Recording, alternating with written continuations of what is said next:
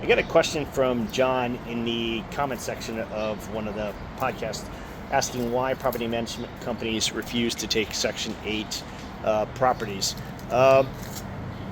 There are plenty of property management companies that work with Section 8 properties, absolutely. But there's in other government assistance programs, but there's many that don't. So the reason why the property managers that don't, and I'm actually spent a lot of my time actually in mastermind groups with property managers around the country, actually technically around the world. For some reason, Australia is supposed to be a superior property management company. They have superior property management companies there. I guess it's just more generally accepted by the public than it is here in this country. Section 8 doesn't tend to work, I think, the way a lot of property owners feel it does. So it's kind of built around being kind of a utopian thing. So the government agencies will, such as HUD, will actually have seminars and workshops where they'll bring you in and they try to sell you on how great of a program it is. And it really is, sounds like it really is a utopian, just a perfect solution for a lot of landlords. The problem is once you sign up, you're no longer with the person that was running the workshop. You're now with a government employee who tends to disappear. They're just MIA. So you'll have a problem, or your forms won't be accepted for some odd reason. There's this massive paperwork with any of those government assistance things. So property management company isn't going to really want to do that massive paperwork with such a frequency as it would be required. And if they do it, they likely will want to charge you for their time, as they should, because it's just a big undertaking. But there's other problems with it too.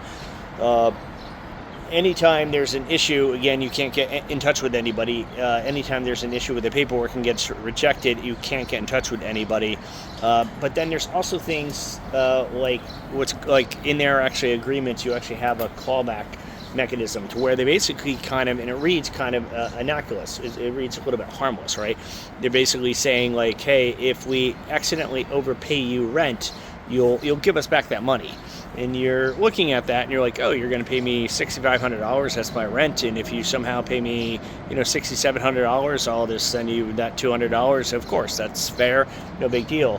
No. So if they somehow decide that the person who, through Section 8, somehow fraudulated something, if somehow they're undeserving in some way, the tenant somehow doesn't deserve that program, you basically now, they have a clawback mechanism, and they will use it. They absolutely will use it to force you to pay back all the rent they ever gave you. So you'll rent your property to a tenant who's going through this government assistance program. Let's just say this tenant stays there for 6 months, 3 months. It really doesn't matter. 3 months is a chunk of change of rent. Say they just stay there for 3 months and HUD finds out something is up with that particular tenant, that they did not deserve those funds. Then they have that clawback mechanism to reach out to you and say, hey, this individual, we paid you money, this individual didn't deserve that money, you have to pay us that money back. And you would really have no footing but to give them those funds back. So there's a lot of issues, and that would be devastating. If it's 3 months, that's a lot of money. If it's 6 months, that's obviously double. If we take it up to a year, that starts getting to be devastating. It could be crippling. And the whole problem is you've actually had a tenant in place, so you thought, and you're getting rent for 3 months, 6 months, or a year, and come to find out you didn't, because the tenant's been there. They've been doing wear and tear and damaging your property just naturally in the course of things. You've been paying the mortgage, you've been paying the taxes, you've been paying to all the property repairs. Come to find out, the government agency is actually saying, no, you have to return those funds, and all this time you could have placed another tenant. You didn't, so it really does create an unfair environment. So I think there's reasons why I personally don't do Section 8 with our properties or any of those other programs, because it's just a miserable experience. And I've heard of some really bad, again, back to the mastermind groups, I've heard some really horror stories from property management companies and landlords that have done it, just can end really, really badly. It's the same thing like with doing a short-term rental, like an Airbnb or Vrbo. I mean, sometimes these things just, everything's working out great and you're making a lot of money, and then you just get the wrong person staying in the property and they just completely decimate it. They just completely destroy your property, and there goes all the money you made plus some. Same thing with a lot of these programs. So, I'm not anti these programs. I think they serve a vital, social function. You can't reject somebody based upon source of income. My company, we don't reject somebody based on source of income, but we don't actually process the forms for the owners. We won't go through the courses. You have to be certified for the owners.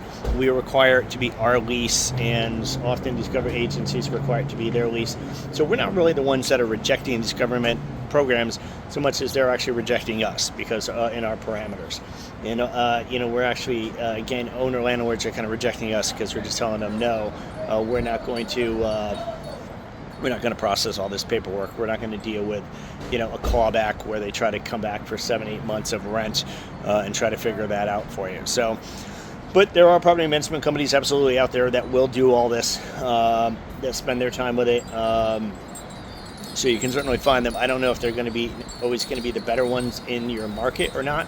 Obviously, you always want to choose the best property management company, and we always recommend the same way we find vendors for our clients. We start with Google reviews and we go from there. But you could probably find some decent companies, I would think, in most markets that would probably still do Section 8. You would just have to, the government agencies, it's not Section 8. But you'd have to look around. All right? I hope that helps. Again, I'm just a Philadelphia property management company owner doing my best to answer your rental property investing questions. And as always, happy rental property investing.